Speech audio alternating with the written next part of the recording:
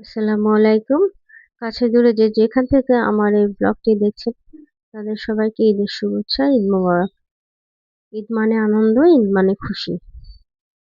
আমরা সারাটা বছর জন্য ঈদের মতন হাসি-খুশি থাকি।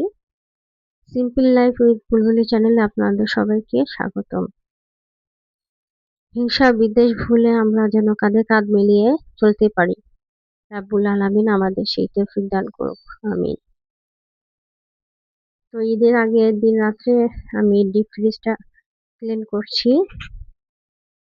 এটা হচ্ছে ঈদের দিন। ঈদের দিন সকালবেলা আমি যে খাবারগুলো তৈরি করব সেগুলো রেডি করতেছিলাম। ঈদের দিন যতই আমরা চেষ্টা করি কাজ কম করার, কিন্তু তবুও বিশেষ করে কোরবানি ঈদের দিন তো ব্যস্ততা শেষ নেই। কোথা থেকে যে দিন শুরু হয় কখন যে শেষ হয়ে যায় সেটা আমরা বুঝতে পারি না আসলে। সবারই মনে হয়, আমার মনে হয় সবারই এই সমস্যাটা হয়। যারা আমরা সংসার সামলাই, আমরা গৃহিণী, তাদের সারাদিন কাজে কর্মে চলে যায়।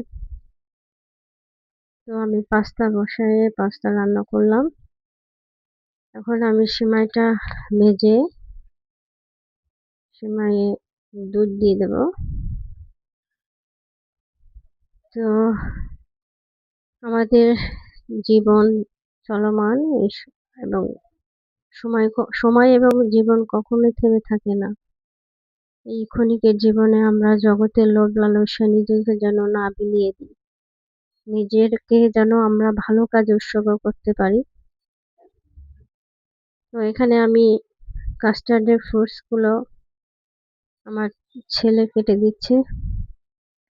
আমরা বাসার সবাই মিলে টুকটাক কাজ করেছি ঈদের দিন, কারণ একা হাতে সামলানো কঠিন হয়ে যায়। ফ্রুটস গুলো কাস্টার্ডে মিলিয়ে নিলাম। এখানে আমি সবাইকে সকালের নাস্তা দিব যা রান্না করেছি। আমাদের সকালবেলাটা সবাই নামাজ পড়ে এসে প্রথমেই নাস্তা করে।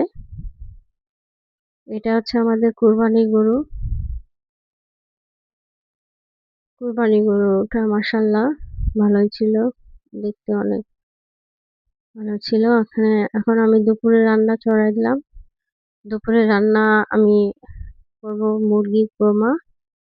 মুরগির কোরমাটার মশলা আমি ভালোভাবে কষিয়ে নিয়েছি, যাতে কোরমার মশলা যত কষানো হবে তত ভালো লাগবে কোরমাটা খেতে। কোরমা হওয়ার পর আমরা সবাইকে খেতে দিব। আমি টেবিলটা ভালো করে মুছে নিয়ে, গেস্টও ছিল যার কারণে আমি সবাইকে খেতে দিব।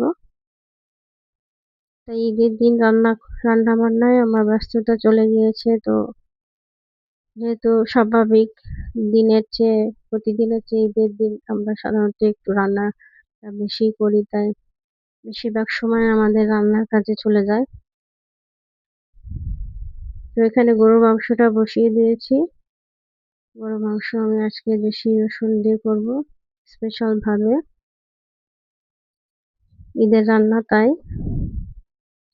সবাই আমাদের জন্য দোয়া করবেন। সবার ঈদটা কেমন কাটলো আমাদেরকে কমেন্ট করে জানাবেন।